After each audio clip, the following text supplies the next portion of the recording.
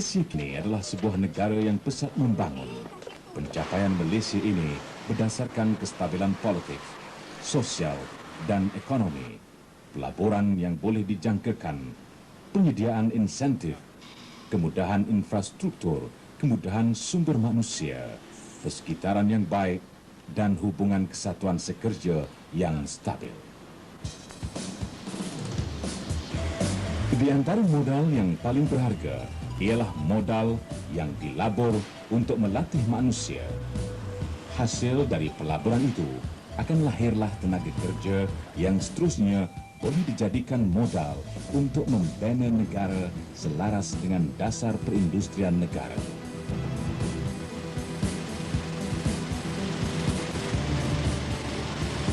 Menyedari hakikat ini, pada tahun 1986, Majlis Amanah Rakyat, MARA, telah menubuhkan Giat MARA. Bermula di Jitra, Kedah, Giat MARA telah menyusun satu program latihan kemahiran dalam bidang teknikal bagi memenuhi keperluan masyarakat tempatan secara lebih tersusun dan sistematik. Kini, Giat MARA dengan sokongan setiap rakyat Malaysia sedang membeling tenaga bergerak menjangkau 2020 dengan cita-cita menggunakan imej Malaysia sebagai sebuah kemat.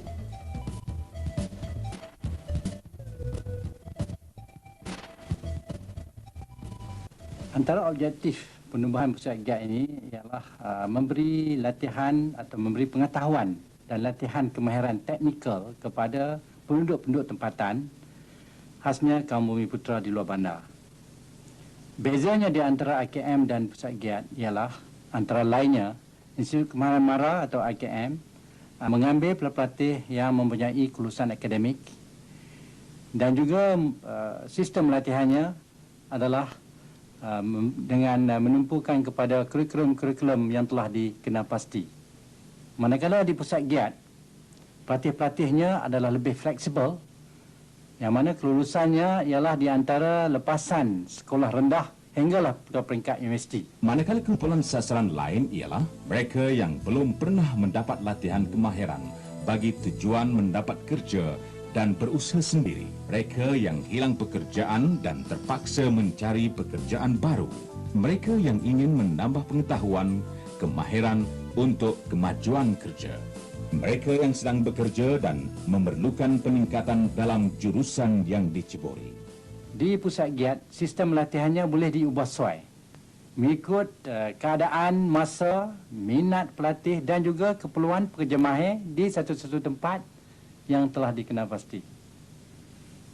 Dari aspek pembangunan, penubuhan Pusat Giat ini kita menggunakan bangunan-bangunan yang tertinggal seperti bangunan kerajaan, bangunan dewan-dewan, sekolah-sekolah atau dewan-dewan belia dan sebagainya, dan diubah sesuaikan oleh pelatih-pelatih Pusat Giat dengan kerjasama penduduk-penduduk tempatan.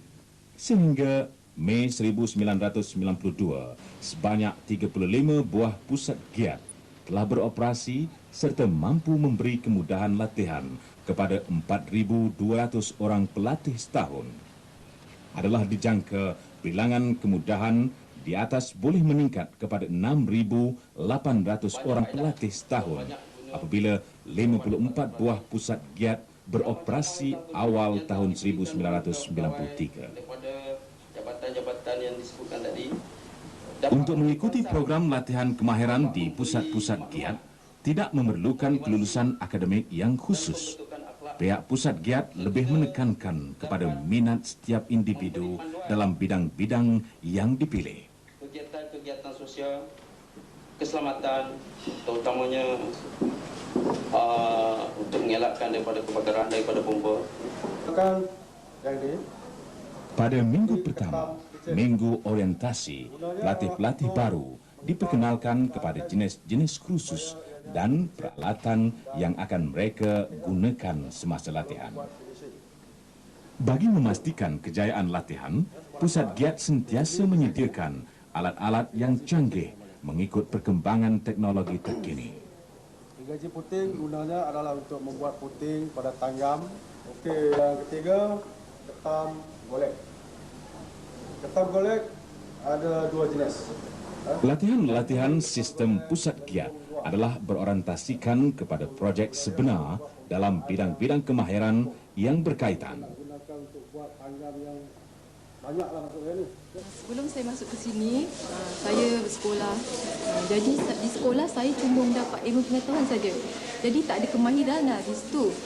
Jadi saya ingin mendapatkan kemahiran. Jadi saya datang ke pusat ni untuk mendapatkan kemahiran. Penekanan adalah ke arah kerja-kerja amali dan boleh diubah sesuaikan mengikut kemampuan individu serta permintaan pekerja mahir tempatan. Berbagai kemudahan disediakan oleh pusat giat semasa latihan. Di antaranya, latihan percuma, allowance bulanan, kemudahan menggunakan semua peralatan dan mesin, sijil kehadiran krus pusat giat untuk yang berjaya, kemudahan bimbingan kerjaya selepas tamat kursus, berpeluang berjumpa dengan usahawan-usahawan baru yang boleh membawa anda ke arah kejayaan dalam bidang kemahiran. Setakat ini, 17 jenis kursus ketukangan yang mempunyai potensi diberikan di pusat-pusat giat.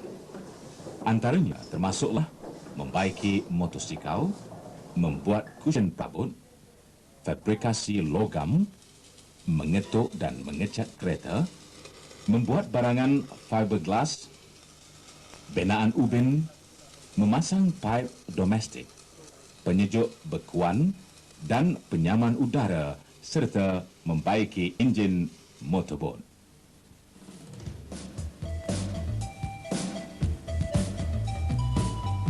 Di pusat giat Kanga Perlis ini, para pelatih didedahkan kepada keadaan sebenar sesuatu kerosakan yang berlaku kepada sesebuah enjin, baik motosikal atau kereta.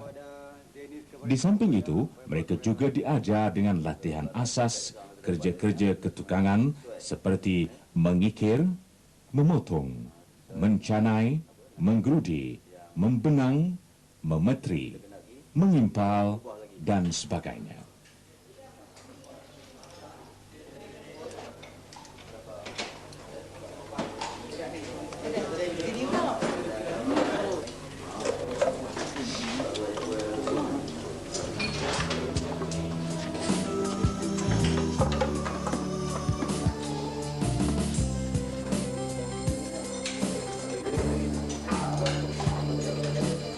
Mula-mula kita kenal dulu komponen-komponen enjin dua lejang. Yang pertama sekali, yang ini kita panggil cylinder head ataupun bahasa Melayu dia kepala kebok. Dan yang ini kita panggil cylinder block ataupun bahasa Melayu dia kebok. Dan yang ini kita panggil piston ataupun ombak. Kita ada gelang piston di sini. Dan Kursus selama 6 hingga 12 bulan ini juga melatih peserta mengenal pasti kerosakan enjin dan merombak rawatnya. Kerja-kerja ini termasuk transmission, suspension serta sistem elektrik motosikal dan kereta. Mereka juga tidak lupa diajar tentang teori ketukangan.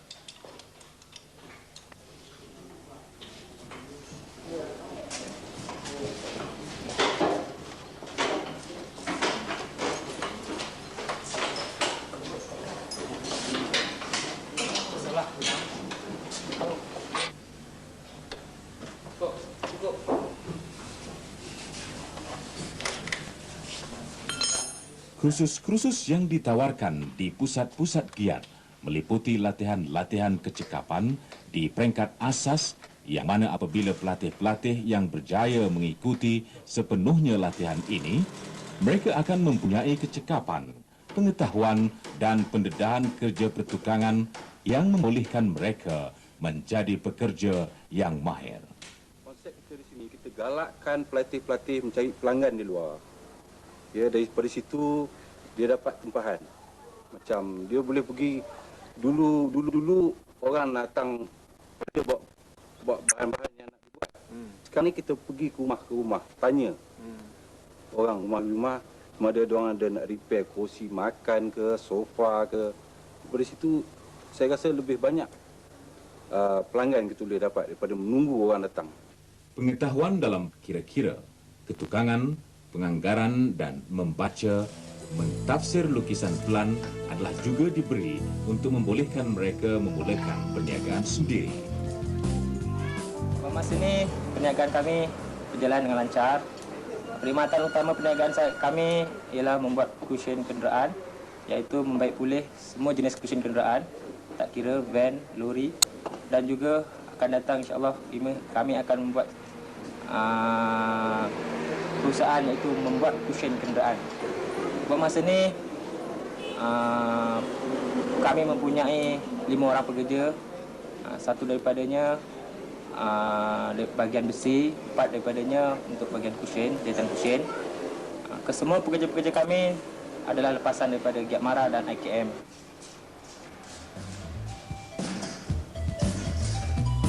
Sesebuah negara akan mencapai kemajuan dalam bidang perindustrian hanya apabila nisbah bilangan penduduk yang menceburi bidang kejuruteraan tinggi. Contohnya, negara Jepun dan Jerman yang mempunyai nisbah bilangan jurutera dan juruteknik yang tinggi berbanding dengan bilangan penduduk. Dan ini mendorong kedua-dua negara itu mencapai kemajuan ekonomi yang pesat berbanding dengan negara-negara lain. Gear pemasangan ataupun timing gear, dan ini ialah sesondol ataupun cam di mana kekurangan tenaga kerja mahir dalam bidang kejuruteraan bukan sahaja ketara di sektor swasta, malah wujud di sektor awam, kerana sistem pendidikan masa dahulu lebih tertumpu kepada pengeluaran tenaga mahir dalam bidang sastra dan guru. Kini, menerusi pusat giat, pelatih-pelatih mendapat kemahiran ataupun latihan teknikal permulaan dalam masa 6 hingga 12 bulan berbanding dengan 2 hingga 6 tahun yang dihabiskan sama ada di sekolah atau di institusi teknikal dan di universiti. Sebenarnya, apa yang penting bagi Giat Mara ialah kualiti pengetahuan dan latihan teknikal yang diberikan itu, dan bukannya tempoh latihan yang mengambil masa hingga bertahun-tahun lamanya. Ya, sebelum saya masuk pusat giat ni, saya tak tahu apa semua mengenai jentera berat ke, jentera berenjin tak tahu lah. Jadi bila saya masuk ni, saya boleh lah. Orang kata apa nak buat ni, dah banyak lah pengalaman saya boleh ni. Digit inilah bermula pusat giat yang diwujudkan pada 1 hari bulan Januari 1986. Kini, pusat giat telah muncul di tengah-tengah masyarakat luar bandar, hampir di setiap negeri di Semenanjung Malaysia. Mana terdapat pada dua-dua tabung, kita cuma perlu membuka untuk membuang habuk yang terdapat di dalam ni. Perancang-perancang polisi pendidikan dan latihan vokasional dalam negara ini cuba mendekati aktiviti latihan bersesuaian dengan kehendak negara. Di sebelah pihak lain, ratusan ribu lepasan sekolah rendah dan menengah setiap tahun tidak dapat melanjutkan pelajaran di mana-mana agensi latihan disebabkan kekurangan tempat serta syarat kemasukan akademik yang rigid. Jadi selepas ditampal, ianya perlu digosok seperti menggosok plastik feeder tadi. Tujuannya apabila digosok ianya akan licin kembali seperti permukaan asal. Jadi apabila kita menyembuh, tidak kelihatan celah-celah halus ataupun lain-lain kerosakan.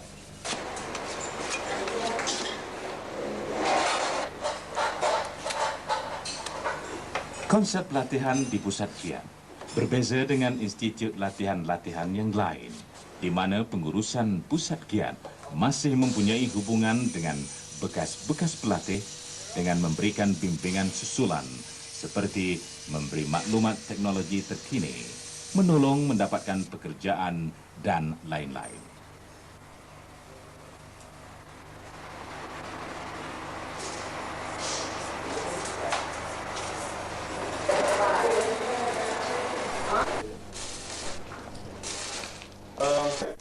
Dapat ulangan ini boleh bagi pelaksana penanganan budaya yang mana dah tamat latihan selama 6 bulan. Tapi kita tempatkan sementara dulu lah di sini sebelum dia dapat tempat yang betul lah.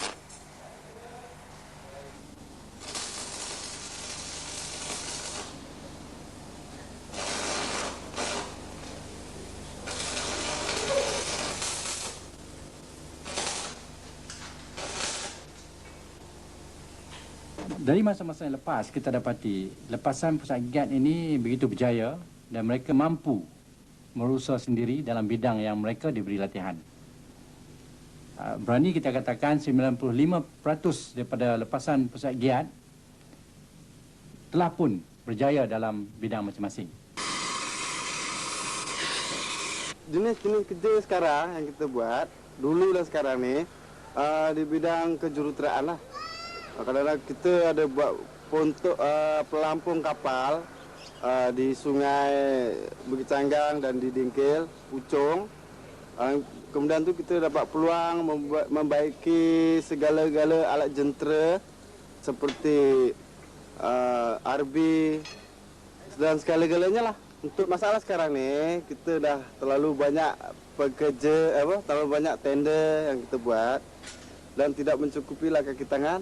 Dan kita kemudian agi-agikan pada satu badan swasta lah. Kita kontrakkan lah dia. Tender-tender kerajaan, itulah yang kita diberi peluang untuk mendapatkan kerja-kerja kerajaan. Dan kita membuat kerja sampai sekarang ni lah. Di pusat giat, pelatih akan sentiasa mendapat bimbingan dan tunjuk ajar dari tenaga-tenaga pengajar yang berpengalaman luas dengan peralatan-peralatan yang termoden serta sesuai dengan teknologi masa kini dan diikuti pula dengan kegiatan latihan harian yang berorientasikan kerja amali sebenar. A ke B bermakna setengah bahu setengah bahu. Untuk membuat pakaian lelaki, kursus ini melatih para peserta teknik-teknik mengambil ukuran badan, teknik membuat pola mengikut fashion, teknik memotong berbagai jenis kain, dan teknik membuat jahitan tangan dan mesin.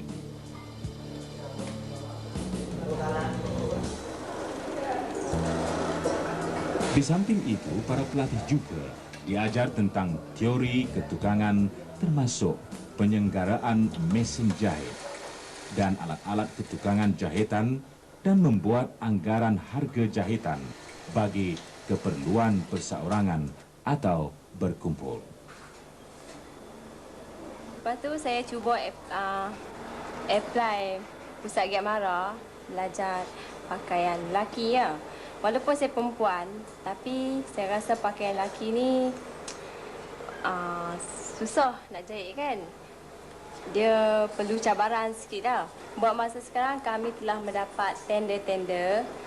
Salah satunya dari pusat giat sendirilah. Itu pusat giat Jitra, pusat giat Macang Lubuk.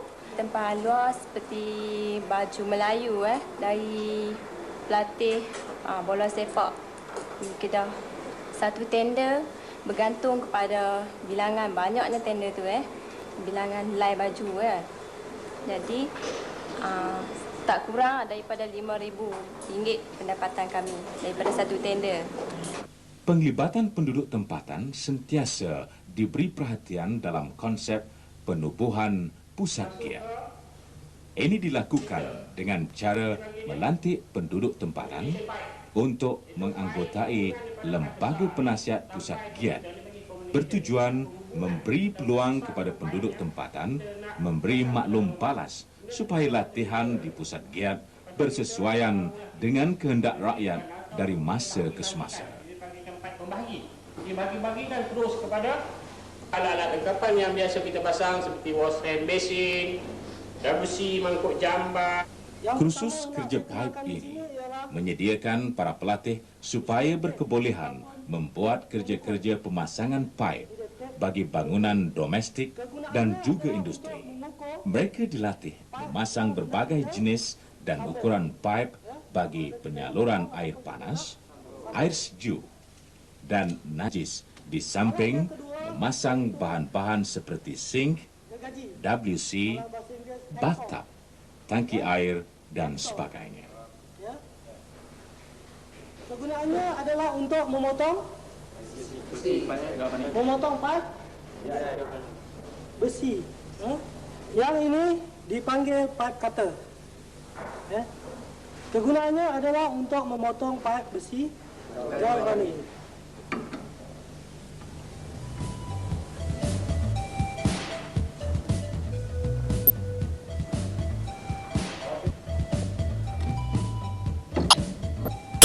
Sekarang ni kita akan lihat beberapa membuat thread ataupun benang pada pipe besi galvanik ini. Sekarang ni kita sedang melilit white tape untuk bertujuan untuk supaya pipe tersebut tidak bocor.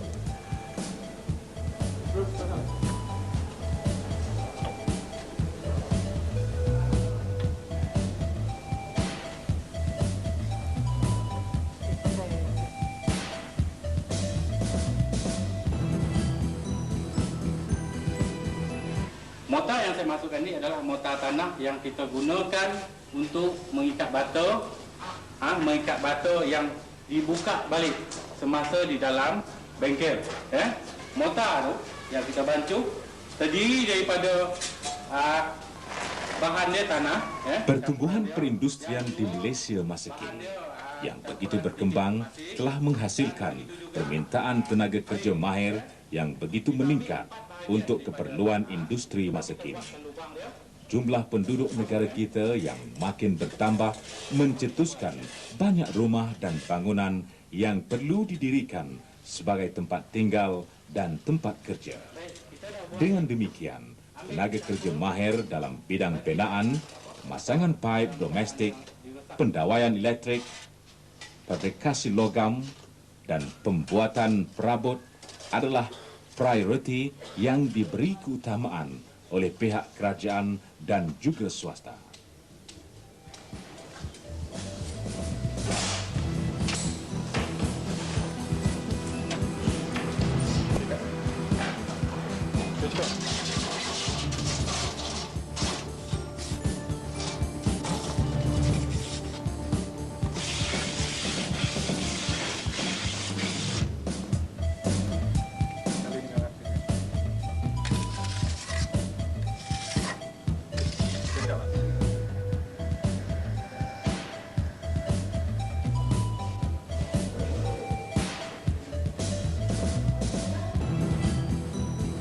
Negara kita memerlukan beratus ribu pekerja mahir dalam berbagai bidang ekonomi, sama ada dalam bidang pengeluaran, perkhidmatan atau pembuatan ke arah peningkatan teknologi.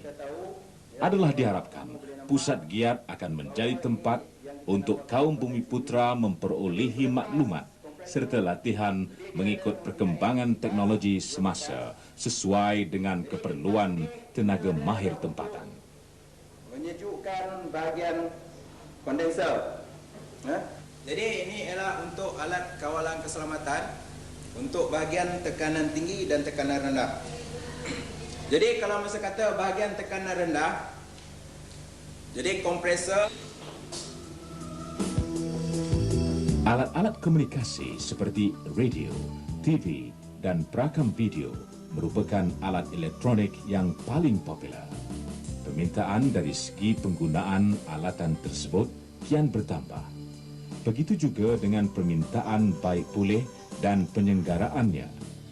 Oleh itu adalah menjadi tanggungjawab Kiat Mara untuk melatih dan melahirkan para peserta kursus supaya menjadi cekap dan mahir dengan memberi pengetahuan dan latihan teknikal yang tersusun. Mana pangkat-pangkat yang terdapat dalam radio? Ini satu darjah blok radio AM daripada pangkat RF. RF menerima maklumat transfer, menerima maklumat daripada antina pada pangkat RF. Kemudian hantar pada pangkat mixer, IF, detektor, masuk pada driver membesarkan radio audio modulator, signal bentuk modulator. Kemudian hantar pada audio output dan terus dihantar pada speaker untuk mengeluarkan gelombang bunyi. Kejayaan pusat giat di seluruh negara mendapat pengiktirafan Pertubuhan Buruh Antarabangsa atau ILO.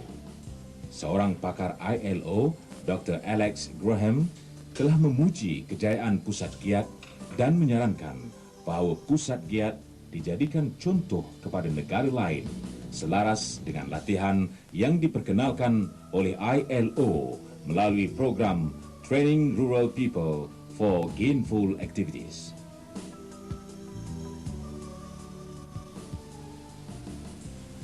Jadi untuk makluman, pada sekarang kita dah ada permanent untuk sesi kedua, iaitu bagi sesi 1992. Mana untuk sesi pertama iaitu bagi 1991. Sambutan menggalakkan lah, sebab apa kita nak kuota 20 memang penuh untuk 20 orang pelatih lah. Saya nak tanya Cikgu Kasan, ada tak sistem atau cara Cikgu Kasan sendiri cuba mendekatkan minat pelatih-pelatih kita supaya lebih berminat study? Jadi salah satu cara yang saya terangkanlah kita macam saya di sini, saya kenalkan benda baru lah. Macam ada yang baru yang pelatih tak pernah jumpa. Jadi saya kenalkan, jadi dari situ dapat tarik minat pelatih lah untuk belajar. Umpamanya saya adakan model panel board tu. Sebenarnya pelatih tak pernah jumpa, jadi saya adakan panel board tu untuk sebagai model. Jadi dapat menarik minat pelatih lah untuk belajar dalam elektrik lah. Apa tujuan panel board? Itu untuk kita nak kembangkan pengetahuan pelatih dalam bidang industri lah. Daya kreativiti. Daya kreativiti. Sebelum saya buka bengkel ni, saya mendapat latihan daripada Pusat Giat Mara Lestak selama setahun. Jadi bila keluar daripada Pusat Giat, kami mula buka bengkel ni dengan beberapa orang kawan. Modal permulaan bantu oleh keluarga dan alat-alat kelengkapan kedai yang Mara yang bantu. Dan juga sambutan daripada orang ramai ke orang kawasan sini. Pendapatan untuk sebulan kedai ni dalam 800 ke RM1,000 lah.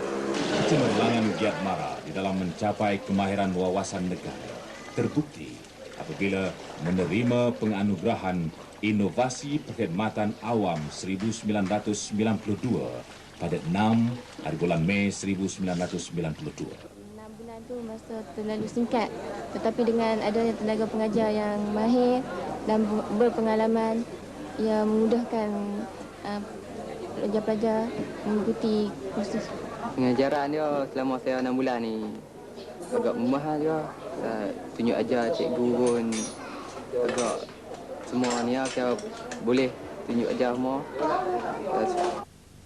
Apabila pelatih itu tamat di Pusat Giat menjalani latihan selama 6 bulan, bukan bermakna mereka ni hilang terus.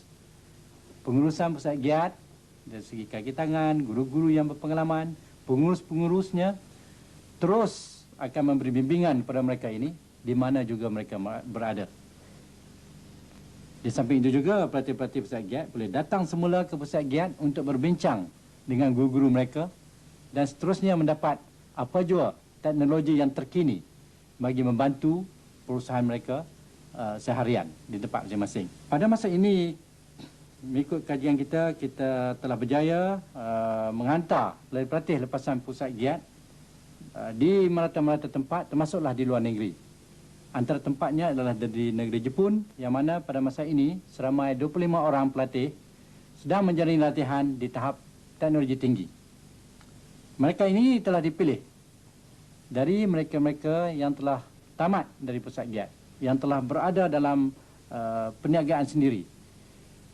Dan mereka ini pada masa ini telah mendapat pendapatan yang lumayan, yang jumlahnya lebih kurang 125,000 yen atau 2,500 ringgit sebulan.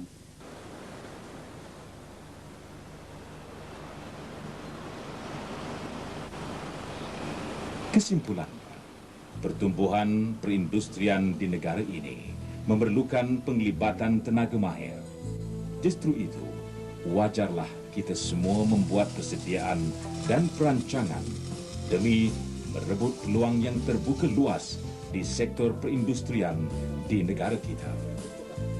Berebutlah peluang itu dan terimalah cabaran ini bersama Giat Mara bergerak menjangkau 2020 dengan cita-cita dan semangat untuk melahirkan imej Malaysia sebagai sebuah negara maju.